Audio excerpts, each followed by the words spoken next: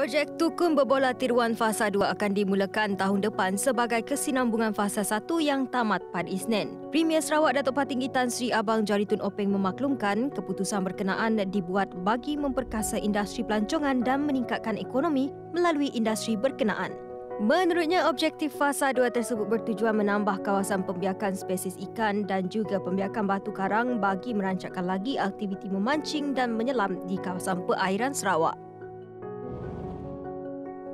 Sejarah Pembentukan Malaysia dan Perjanjian Malaysia 1963 MA63 akan dimasukkan ke dalam silibus mata pelajaran sejarah kurikulum bersepadu sekolah menengah KBSM. Menteri di Jabatan Perdana Menteri Hal Ehwal Sabah dan Sarawak Datuk Seri Dr. Maximus Ongkili berkata, proses perbincangan bersama Kementerian Pendidikan sedang dilaksanakan bagi memasukkan lebih banyak silibus berkaitan sejarah Malaysia dalam KBSM. Menurut Maximus, kajian mengenai perkara itu sedang dilakukan oleh Komuniti Undang-Undang Sabah tentang perkara-perkara dalam MA63 yang boleh dimasukkan dalam silibus tersebut.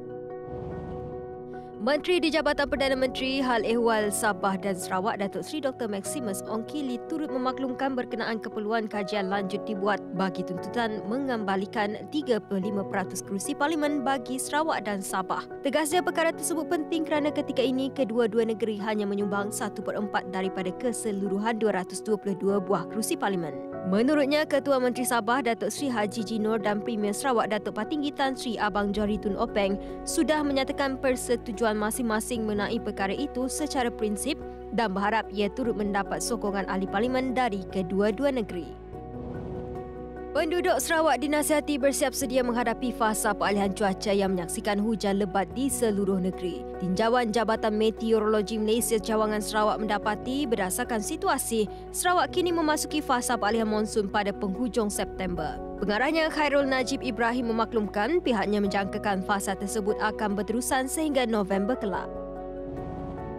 Kelab Payung terjun ke Jalang Sarike komited merancang pelbagai aktiviti bagi memperkembang potensi sukan itu ke peringkat yang lebih tinggi. Bagaimanapun, Presidennya Kasim alias Ahmad Rahim memaklumkan bagi mencapai matlamat tersebut pihaknya berdepan beberapa kekangan.